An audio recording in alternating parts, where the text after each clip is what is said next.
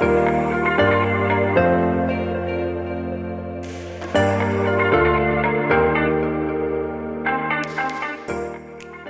everyone. Welcome to the first open mic for a Smoke Along Summer 2023. We're having a great super workshop. I think we've shared over 300 drafts already this summer. People are working furiously to create the next mountain of published work in Flash. We're going to have 9 readers today in 3 groups. And our first 3 readers are Catherine Plumhoff, Keith Hood, and Shira Musicant, and I'll introduce Catherine first.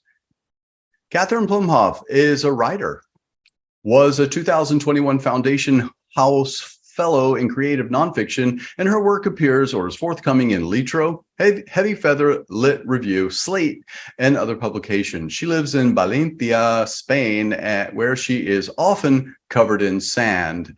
Covered in sand now? No, I did shower just for you, Christopher. Excellent. Very good. Take it away, Catherine.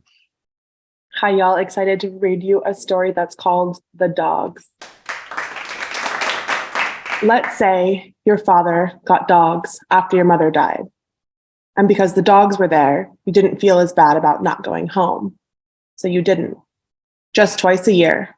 Once during the summer, so you could go alone to Hudson's for a dripping cone of blue moon like your mom used to buy you on the last day of school.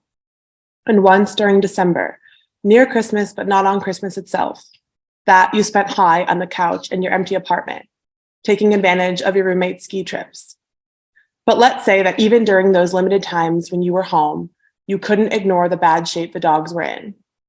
Matted fur and plaque-lined teeth and nails so long they clicked when the dogs slunk around the house because they had adopted a kind of sideways gait as to put more pressure on their ankle joints and less on their paws themselves, where the overgrown nails, yellow and curved like witches' incisors, couldn't be cut because the quick had grown out so long that if you tried to snip them, they'd bleed hot red blood, and the dogs, being hurt, would moan, and your father would know that you thought you knew better than him, and he, being hurt, would not speak to you for 4 days or until your visit ended, whichever came first. And you'd stay away for even longer until the next visit.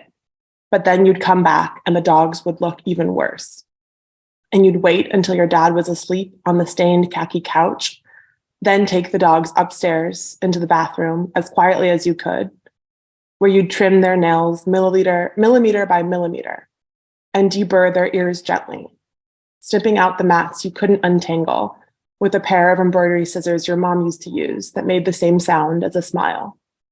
And feed them dentist sticks you'd stolen from the bin at the grocery store you went to for vegetables. Green bell peppers because they took the longest to go bad, and carrots because the dogs liked them too.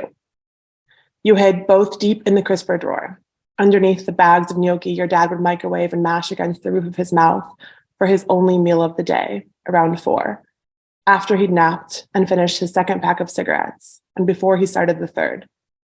And where the dogs would never bite you, even when you only fed them the dentist sticks bit by bit, slipping your fingers past the lacy gray edges of their lips to check how loose their teeth were getting. And let's say that on this last visit, you found fleas jumping like popcorn from one dog to the other, scattering red welts across their skin and leaving them to scratch their bitten ears with their overgrown nails so hard they bled. And even after you snuck the dogs into the bath and massaged anti-flea shampoo into their fur and calmed them when they shook and rubbed them dry with the musty blue towels that your father had brought from the old house, the big one with the pool that he'd bought for your mother so she wouldn't miss the sea, you could still see the little bugs crawling under their skin, could feel them on yours, and you calculated how long it was until they could get the treatment again, 48 hours, and when your train left, tomorrow morning, and how much money was in your bank account, $35.94. And let's just to each other, just here, in a voice too low to wake anybody, that you Googled the number for animal control and read about what you had to prove for them to be able to take the animals away. And then you clicked on images and saw big dogs in small cages. And then you looked at the framed picture of your mother on her wedding day in the bathroom, a picture your father had brought from the old house and propped behind the electric razor he hadn't used in months. and you locked your phone screen, and you hugged the dogs close to you, and you left them upstairs in your room while you ate gnocchi and watched Antiques Roadshow with your father. And then you went to sleep with them on your bed, waking up to scratch the flea bites that dotted your shins like capital cities. And before you left the next morning to walk to the train station, you told your dad you loved him. And he said, "Me too, Michael," before lighting a cigarette and letting the dogs lap from his coffee cup, their tongues going white with cream. That's heartbreaking. Thank you so much. Yeah, the detail is mind-blowing. It's great. Thank you. Thank you. Our next reader, read something happy, Keith. No, I'm joking. Don't. It's like actually, happy is really hard to do. Keith Hood is a former janitor window cleaner. He retired from a job as field technician for a Michigan electric utility after 32 years avoiding electrocution. I laughed when I first read that, Keith. Keith's prose and poetry have appeared in Blue Mesa Review, Quick Fiction, Flash Fiction Magazine, 50, Give or Take, Blink Ink, and One Sentence Poems. He has essays forthcoming in 5 minutes, 100 words, and The Forge, literary magazine. Keith's photography has appeared in Ontario Review, Helen, a literary journal, The Grief Diary, Storm Cellar, and F-Stop. Welcome, Keith. Thank you. I'm going to read 5 micros the first one is the piece that's appearing in September in 5 Minute Memoirs. It's titled April 13th, 1964. Everyone, including white people, see the award ceremony, and our phones ring off the hook afterward. Anne Bancroft, the previous year's Best Actress winner, steps on stage to present the Best Actor award. She wears opera gloves and a full-length white gown with spaghetti straps. Dark bangs brush her eyebrows. The camera zooms in. Her mouth opens.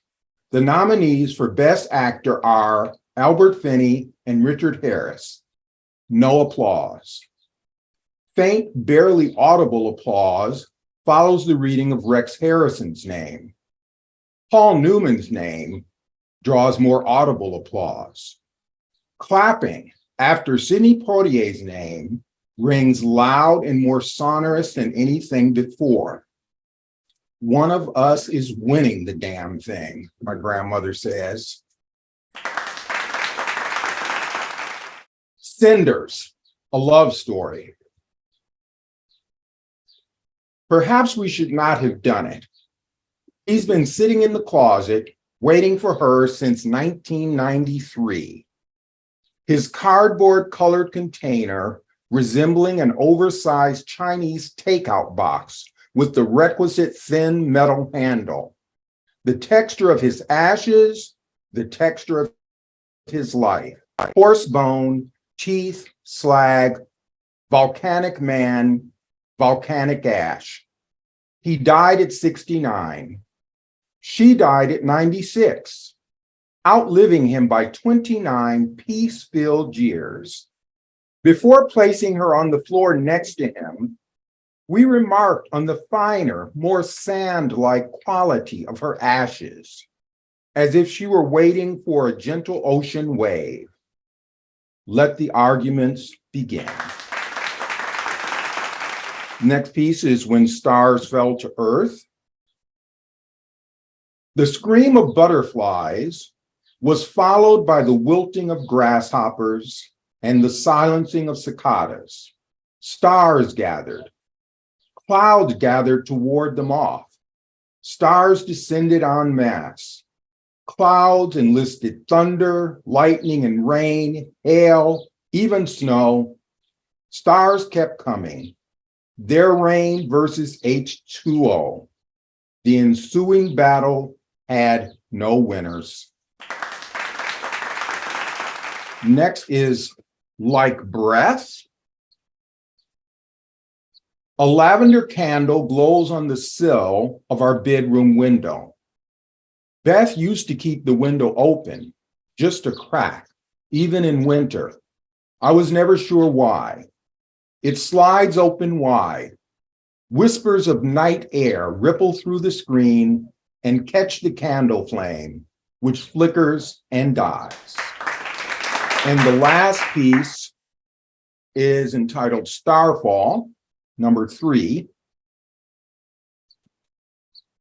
When stars fell to earth, we were beautiful, clever boys, colliding like billiard balls, converging like fist, as Neural's violin played over crackling fires that mimicked our raspy, congested breaths, the breaths of two who had been one and were now half of nothing.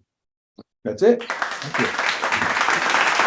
Wow, thank you, Keith. I could listen to that all day. I hope you've written 100 more. It's really fascinating what you do in the microspace. Thank you. Our next reader is Shira Music. You know, depending on what country you're in, Yeah. Christopher, Yeah. you can say musicant or musicant, you know. I prefer Musikant because of the German Please. influence. Can I use that? I'm sorry. You can. I'm sure we've had this conversation before. I think so. Because I want to say Musikant here because I'm here in Nashville, but my German is like Musikant natürlich. Shira Musikant was a 2022 Pushcart Prize nominee and has published flash and short stories in a variety of literary journals, and her voice is magic. She lives in Santa Barbara, California. Welcome, Shira. Thank you, Christopher. So, little content warning, happy but slightly gruesome, Okay. if you're sensitive. Pre-mortem planning. 30,000 feet above ground, on the way to say goodbye to a dying relative. The situation invites reflection on mortality. For several years now, my aunt has been on her last legs, fading rapidly, saying her farewells. 1 foot in the grave, she likes to say. Better hurry. This time, a cousin assures me, it is for real. The last time I flew across the country for my final goodbye with her, she wasn't even home. She'd gone to the beauty parlor for a perm so she'd look good for the viewing. Moreover, she drove herself there with her expired license. I'm flying first class. I blew my miles on this flight, miles earned the hard way, flying economy cramp repeatedly across the country and riding high on my credit card one year when I thought my job would last. I earned those miles. She better die this time. The plane bounces its way over the Pacific Ocean, then banks at a dizzying angle to head up and out over land toward Chicago. Other than the flight attendants, I am the only one in first class masked. I am always careful on planes and in airports. I don't want to be the one to kill my dying relative. The flight attendant safety talk now routinely includes the words, "Please remove your face mask before placing your oxygen mask over your nose and mouth." I picture oxygen molecules trying desperately to penetrate a KN95. My neighbor stretches his legs out into the aisle, showing red and blue striped athletic socks. The man behind me helps his mother with her walker, pushing against the back of my seat to get out for the bathroom. When I check the seat pocket for a barf bag, I find a copy of The Economist. Inside is a story on human composting. Something about being 7 miles high, anti-dying, and struggling oxygen molecules compels me to read the story. Human composting is legal in 6 states, and more are on the way to legitimizing natural organic reduction, NOR, as it is called. The pilot imparts important information in an unintelligible voice. I hear him mumble, in a moment of turbulence that drops my stomach below the floor of the plane and leaves it there quivering in fear. Invisible air currents are having their way with us. The flight attendants sit down and buckle up. My striped sock seatmate's mimosa jumps out from its glass. Finally, we pass through the bumpy sky. Flight attendants unbuckle, gather up breakfast remains, and sop up mimosa spills. My stomach, however, hovers outside the plane. I glue my eyes on The Economist. One NOR company describes human composting as the body's express lane for rejoining the cycle of life. I imagine my children receiving me after death, a cubic yard of fertile compost. Perhaps the UPS driver will deliver me. My kids will dig a hole in the ground, place me inside, and plant an orange tree in me. Someday they'll eat the oranges. Here, they'll say to their children peeling an orange, have a section of grandma. There is a waiting list for composting after death. It's a popular option. The airplane shudders and bucks again as we approach Chicago. I clutch the barf bag. I would like my body to rejoin the cycle of life. I'd better get myself on that wait list. That was delightful. You have such an instinct for story and weaving those two elements together. I mean, really, I am not a passionate composter, but my father is a compassionate composter. I might mention this to him as an option because he's passionate about it. Okay. Welcome back to the second round of readings for the open mic for A Smoke Long Summer. Our first writer is Busayo Akimoju, a writer and doctor. Her work has been published in Smoke Long Quarterly, Lucent Dreaming, The Republic, and many others. Recently, she won a category prize in the Welcome Prize for Flash Fiction. She likes to read and to relax on long walks. Welcome, Busayo. Hello, everyone. I'm going to be reading my story. It is titled Pretty Walk. We all had dreams of being prettier. Sheila's baby hairs would grow in, fill out a bald patch around her hairline. We would all wait. We were only 17.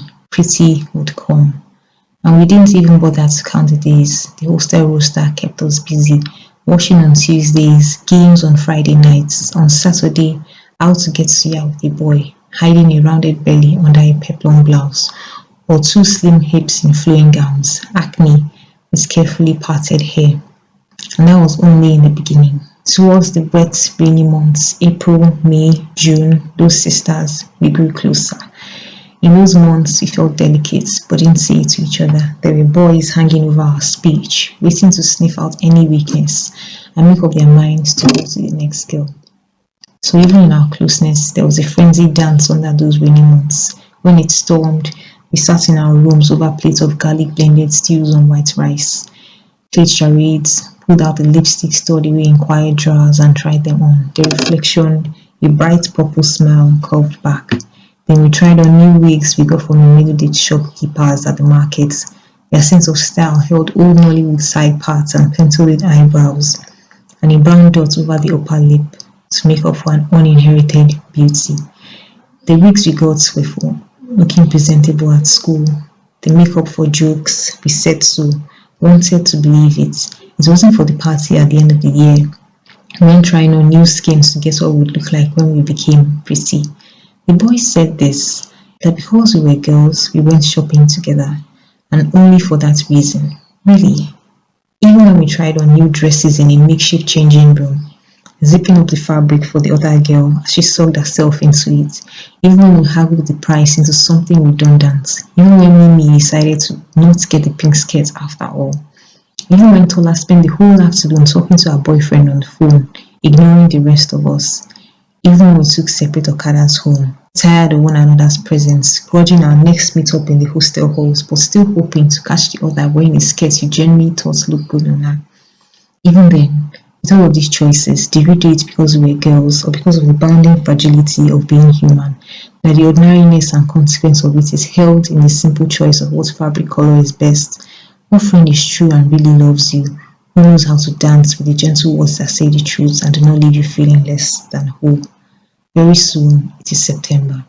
Almost the end of the year, the rain slowing into a drizzle, the new skirts unworn, the wigs still in their packages, friendships already tested by the wear of the months, not yet fully whole or formed, but growing into it. And surprisingly, the pretty began to form in the mirror, even at 17. We began to watch each other with a new exhaustion. When someone's cheeks grew rounder, took on a silken glow, we no longer wondered when it would happen to us, but if. When we walked to class together and a boy's eyes lingered over only one of us, it began to hurt more. There wasn't anger or contempt, just an imperceptible sinking into a fact, like the first plop of rain on already soft ground, that we're not all to eat the fruit of prettiness equally. The party at the end of the year would happen later on, and your hips might be too slim or too wide, your natural hair bunching out under the new wig you preserved for months, your appetite for attention fading as the lights in the party claimed on people's shiny skins, the molars at the back of their laughs, and you are alone in a corner, waiting for the pretty to come. And there wouldn't be a we anymore, me and my friends, but a veritable you at the party, holding a solo cup, wondering where your friends are, where their acne scars, the stretch marks over their shoulders went to. You thought everyone was waiting together, not for the years to end, but for the years to come. Years with 20s in them, 21, 23, pretty in a more mature way than age 17 could hold, pretty together. Thank you so much, Busayo, for giving us that story. Our next reader is Alyssa Field. Alyssa, you're not going last. Alyssa Field's writing has appeared in Smoke Long Quarterly, Monkey Bicycle, Ghost Parachute, Wreck and Review, Hypertext, Conjunctions, and elsewhere. She is a Smoke Long Emerging Writer Fellow 2023. And in addition to Flash, she writes novels and has been a finalist in the Heekin Foundation for Novel in Progress and the James Jones First Novel Fellowship. She lives with her wickedly funny sons in an historic house under an ancient mango tree. Are the mangoes ripening now, Alyssa? We're having a horrible mango season. Our big mango tree, they either fell off before they were ripe or they get knocked down by a storm and they're rotting on the ground. It's a horrible mango season. It's very, very tragic. I'm sorry I brought it up. What are you going to read? Rub salt in the wound there. What are you going to read for us?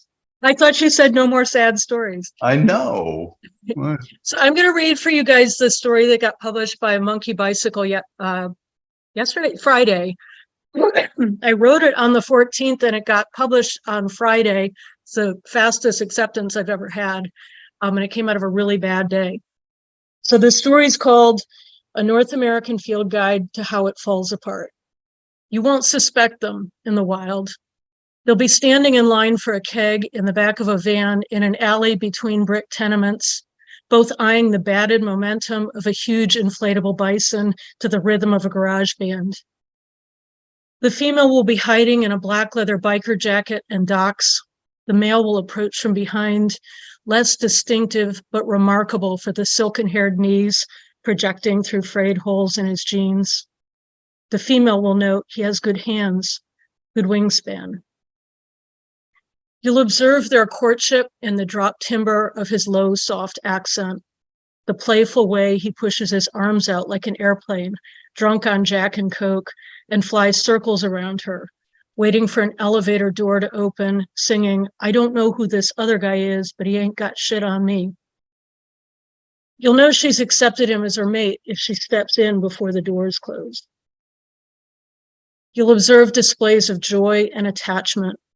He'll drive 3 hours round trip up from the city to her flat and back when she's locked her car keys and the papers she needs to teach a class inside her sporty hatchback. He'll grin wide when she comes out to the car park to meet him, sprint hard and leap miraculously over the roof of her car to sweep her into a humpy kiss. She will return the favor, meeting him once in the lobby of his job, wearing nothing but an overcoat and stilettos despite the cold. Excuse me. You'll worry those first seasons when the nest remains empty, when they migrate wrong directions, stay too long in the sun, gather wrong foods, dwindling numbers, disease, loss of habitat, but you'll see them dance. Him, all arms and legs, her, a slinky thing, them, one movement. You'll observe the first time the female orders a drink in a Japanese restaurant, a Mai Tai, and hesitates at the first sip, wondering. You will see a trip canceled. He will suddenly change jobs. Their nest will fill with absurd objects larger than themselves. And you will be relieved for them, for their stupid love faces, for the species, for the time you invested in watching when the first downy chick arrives. You'll observe the low timbre when he drops his soft accent to speak love to the newly born. The playful way he pushes his arms out like an airplane, flies circles around his bairn. The way he leaps the roof of the car and the pram. The way he drives 3 hours round trip over and over and over and over and over and over and over and over. You'll track mileage, oil changes, transmission, car payments, tires, insurance, health insurance, life insurance, renter's insurance, rent, gas, electric, water, phone, mortgage, childcare, pediatrician, obstetrician, dentist, orthodontist, dental guard for grinding teeth, cardiologist, orthopedist, chiropractor, therapist, movers, attorney's fees, clerk's fees. You'll be tempted to argue in defense of the species. Angry margin notes half legible. Banking crisis, housing crisis, neurodivergence, pandemic, tornado, drought, hurricane, war, layoff, thieves, liars, diagnosis, diagnosis, diagnosis, temptation, ennui. But that's only context. Fallibility is all you can conclude.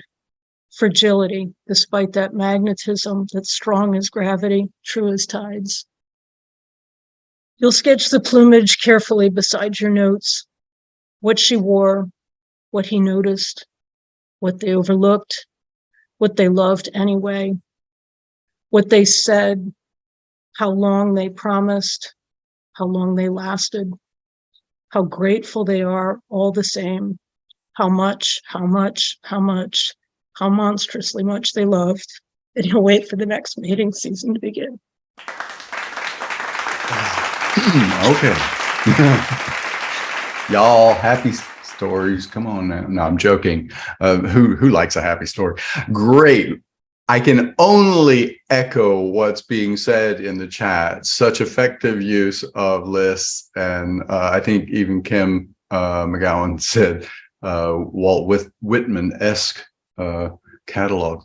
Excellent stuff. Thank you, Alyssa. The next reader is Kim Steutemann Rogers. I call her Steutemann Rogers. Lives in Hawaii with her 16-year-old dog Lulu and 427-year-old in dog years husband. Does your husband know that you call him that? Absolutely not. Okay, so we won't be telling him. Okay, fine. What are you going to read for us today, Kim? Not happy, just giving you the warning up front, not happy. And it's a piece that published this week as well, that I originally read last summer in one of our readings like this as like a really raw first draft from a prompt of yours, Chris. And you know what? It was a great effort because while it did not work, it helped me to read it out loud to a group to understand how it could better work. So, and then of course, workshop people gave me great feedback. So it's titled, What Happened to Meg? At our 20-year reunion, we've gathered, this time in a courtroom. Meg at the defendant's table, face as rough as tree bark, eyes like knotholes in her head. The prosecutor shows photos to the jury. One of Meg with a man at Twin Pines, a motel still patched with plywood from the EF5 tornado that tore through our southwest Missouri town when we were kids. Meg sitting on the floor propped against the bed, one hand holding a bloodied cigarette, the fingers of the other hand bent in a multitude of unnatural ways. The man lies behind her, impaled through the gut with a knife. What happened to Meg, we ask each other, we who only return home every 10 years. After high school, we drifted apart, leaving town for college and careers. Among us, a gynecologist in St. Louis, professor of engineering at Washington University, and master contractor building monster cabins for the mega wealthy at the Lake of the Ozarks. Meg stuck close to her hometown, waiting tables after bouncing around from one aunt and uncle to another. We heard stories of Meg closing Donna Mae's diner each night and heading to the lake. We heard she'd pull out a lawn chair and drink whatever 12-pack of beer was on sale at Main Street drive-through liquor, chain-smoking Virginia Slims, the same brand her mother used to buy. We heard stories of a string of traveling salesmen. What happened to Meg, we asked, the last time we came to town for our 10-year reunion, when she showed up, one eye tomato red, her upper lip split, and purple splotches around her neck. We'd all met at camp the summer before middle school.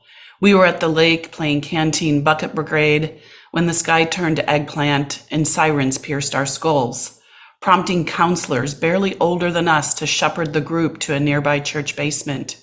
We spent the night huddled in humidity, clutching each other's hands after the lone flashlight among us went dead, and crying for our mommies and daddies. When firefighters freed us the next morning into the arms of all but one set of parents, we blinked in the sunshine. The sky scrubbed clean, to find the church's roof gone, trees stripped of leaves and life, a cow munching on grass, no mind to the metal fence post sticking through its midsection. What happened to us?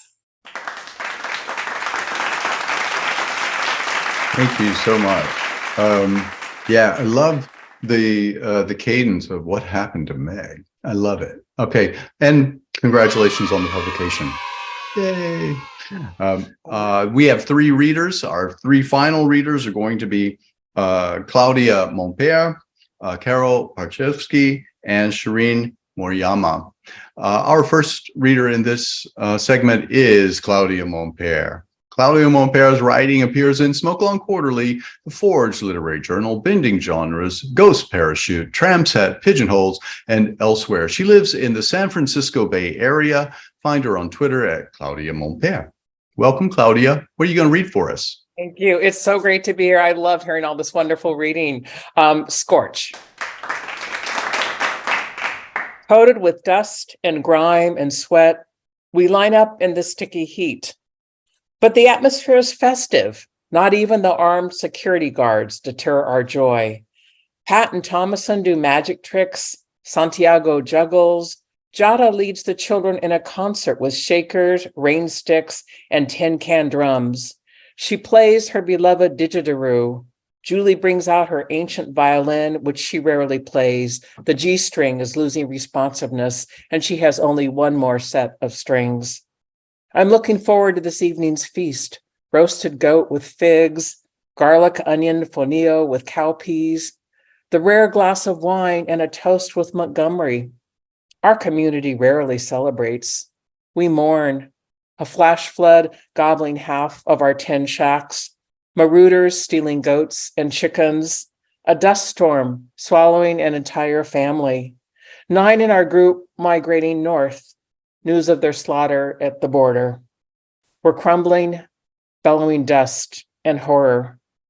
But this, a shower, 5 glorious minutes of hot water sprinkling our bodies.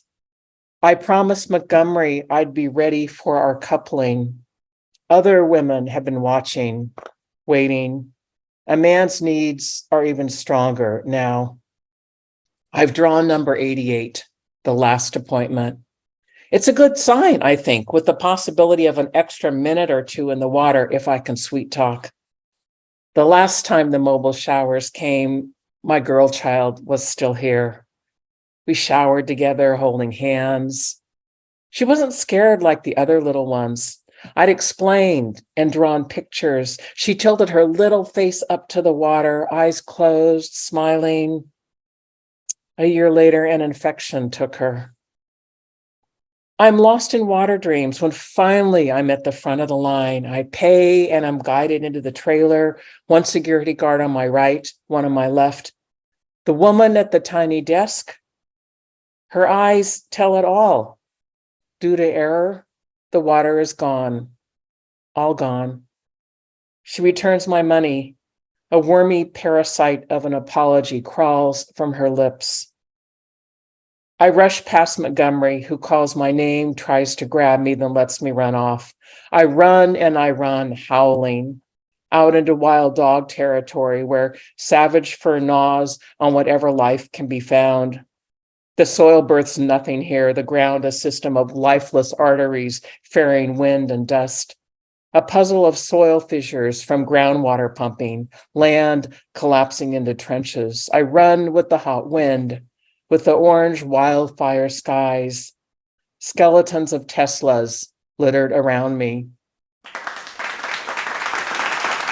Amazing. I could listen to you read for days.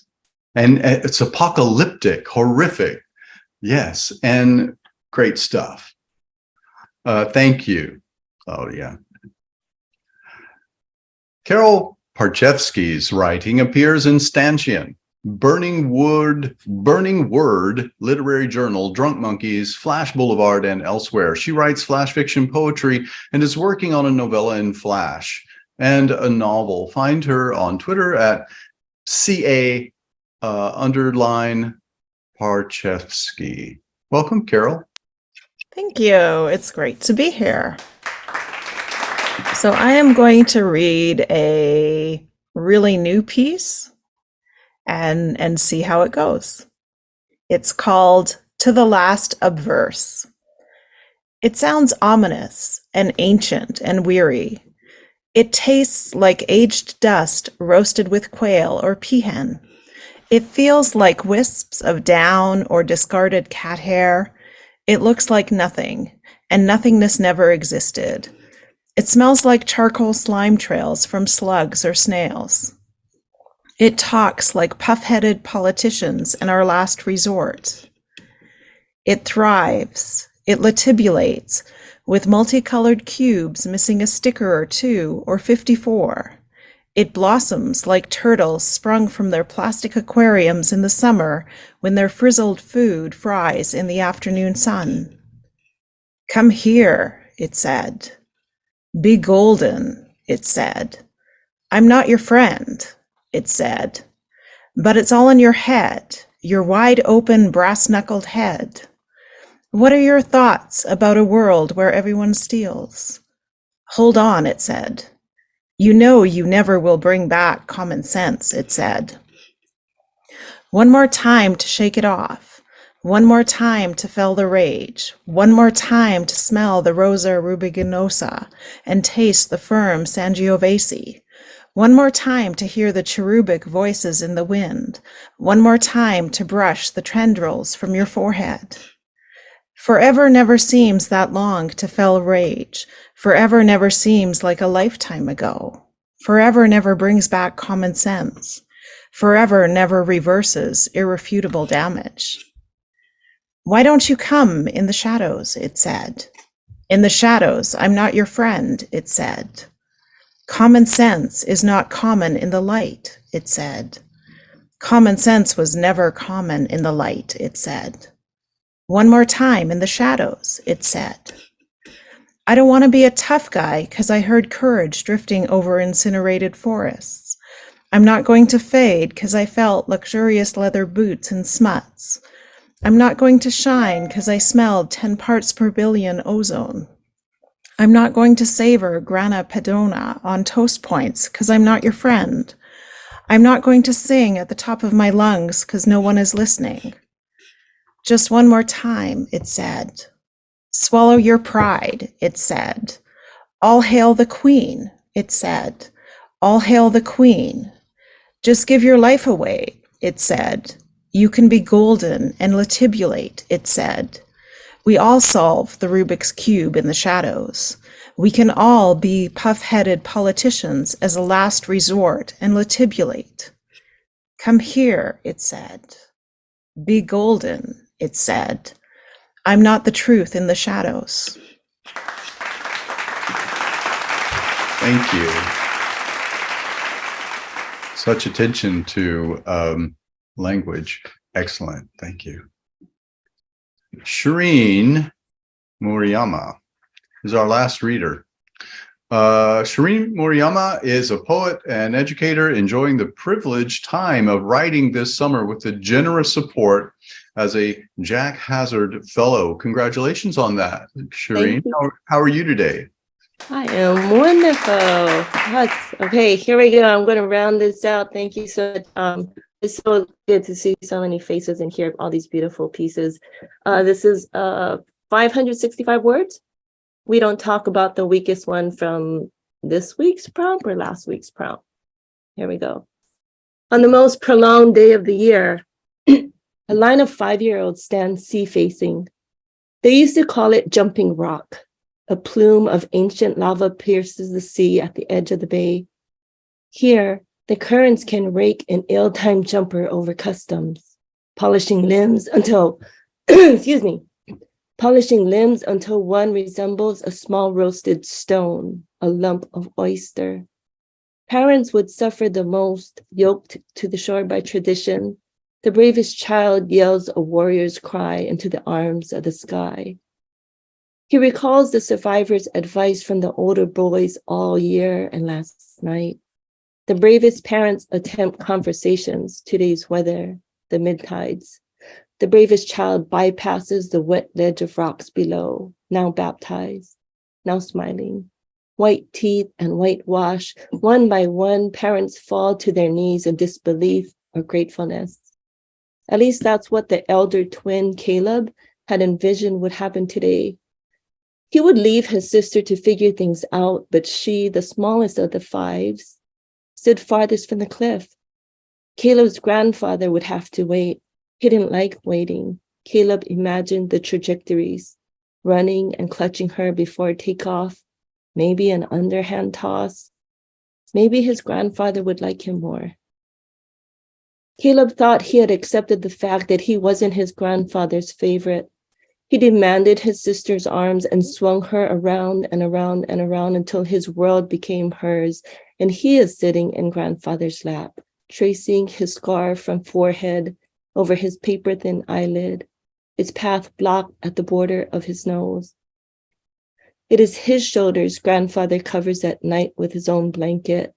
It is his plate grandfather fills with berries and bananas from his morning walk and prayers at grandmother's grave. He whips Cora around and around, ready to be rid of her, of himself, this invisible war. His fury weaves between sea and sky, rocks and white caps. He doesn't know what he's aiming for. Gravity loses its name. She lands, not so gracefully, in the sea. Half fish, half manta ray, Cora makes her way inland. One by one, the rest follow, trusting that Mother Sky and Father Ocean will love them too. Caleb spins and spins. With each child, he releases his shame, his grandfather's rejection, his quiet resentment toward his twin. He reminds them to release their hold on him too. They resemble brown ants pinned against white clouds. They are wooden spears cast by their gods. They emerge as fungi and penicillin, satellite and synapses, things he will learn about so far in his future. One by one, they beeline and bob toward shore, final green, like coconuts. He is the last one on the cliff of 5-year-olds. He marks the spot farthest from the cliff where his sister previously stood. Caleb allows himself a long runway toward acceptance and sprints with knees and elbows, even though the shores will be empty. All the parents closing their petals on their child, shuffling them home. No one wants to be next to the last parent waiting on shore. Caleb will find his grandfather and Cora back home, Cora retelling her flight, how the sky rained 5-year-olds and the lands will be fruitful for another year. Grandfather will be patient and listen to her story 2 or 3 times over, sitting at her height, tucked in, all elbows and knees. Thank you. Thank you. Excellent stuff. Thank you very much, Shireen. And wishing you a very productive summer. Thank you, everyone, for coming today and listening to the readers. We will have an open mic every month during a Smoke Long Summer. And remember, your friends and family are welcome to attend. So invite people, trusted people, and it will also be open to anyone who wants to attend if they ask us for the link. So I will see you, if you're participating in a Smoke Long Summer, I will see you in the workshop. Otherwise, the K-Ming Cheng reading is next week. So please make time for that. It's in the events calendar on the site. If you're not taking part in the workshop, you can find it in the events calendar, and it will be going up in the shop. We do charge for these events just because they're included in a Smoke Long Summer and Smoke Long Fitness. So we do charge a little bit for people who are not taking part in the workshops. But of course, everyone's welcome. That'll be going up in the shop very, very soon. I can't wait to talk to K-Ming. So see you in the workshop, everybody. Bye-bye. Bye, Chris. Thank you. Bye. Bye-bye. Bye. Thank you. Thank you, everyone. Bye. Bye.